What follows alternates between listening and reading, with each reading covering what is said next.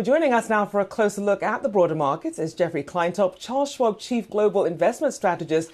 And you tweeted about a number of factors that the markets could be digesting this week. What stands out to you the most?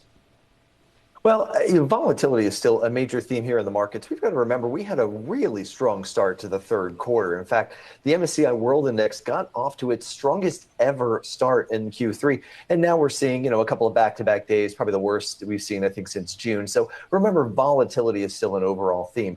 Definitely there's a hawkish tilt to this market. We talked about the Jackson Hole Symposium and the idea that Powell may come off as a little bit more hawkish. But what I don't want investors to do is focus too much on the woods there in Jackson Hole. I wanted to focus on the tree, on the forest, and not the trees, because I think the big picture here is that there are 45 central bankers at Jackson Hole. It's not just the Fed.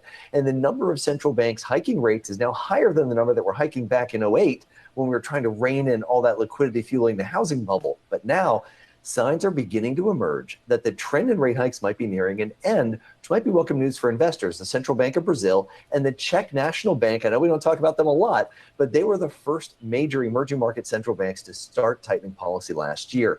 And they led the rush of other emerging market and developed market central banks to raise rates. But on August 3rd, they signaled they were done. It's over.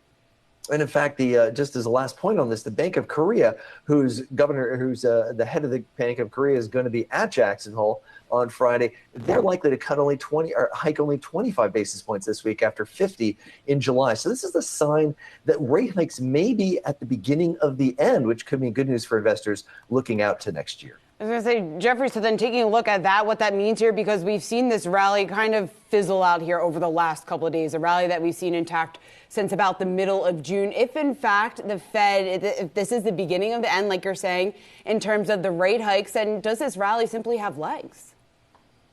I think we're probably still in a period of volatility until we get more clarity around how fast inflation's coming down. Even if we got 0% on the CPI on a month-over-month basis, every month between now and the end of the year, we've got one under our belt so far, that would still leave inflation somewhere around 5% at year end. So it's a matter of how quickly it comes down. And some of that's dependent on rents, those really pesky and sticky housing rental rates that are just not coming down that rapidly as goods and commodity prices are. So a lot's still yet to be known. But I do think the further we look out, the more benign the inflation picture starts to look, and the more likely we're going to see more central banks putting on the brakes. Again, probably good news for equities longer term. You say a lot is yet to be known, PCE included. Could that influence what the Fed has to say? And do you expect Jerome Powell to say anything that would really, at this point, surprise the markets?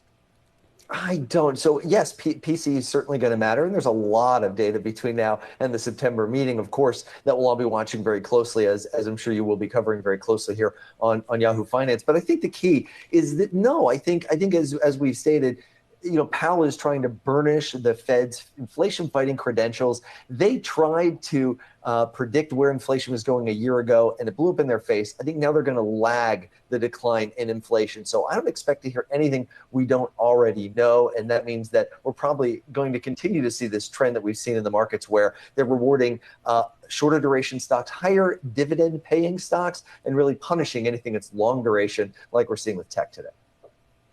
So as we are still in this essential holding pattern, as we do get more clarity from the Fed, what's the investment strategy here? How should people be thinking about investing right now? Well, we've been sector neutral since February, preferring to focus on characteristics of stocks that are outperforming rather than trying to pick the one or two sectors that are up. All year, we've focused on quality stocks to find a few different ways, high free cash flow yield, for example. But one way is dividend payers. And I just hinted at that. Generally, a sizable dividend is a sign of financial strength and good cash flow.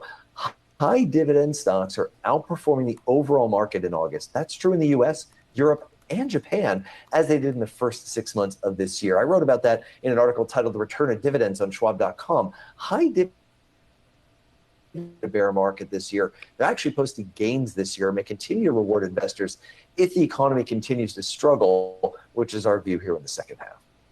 All right, Jeffrey Kleintop, good to see you, sir. Appreciate the analysis.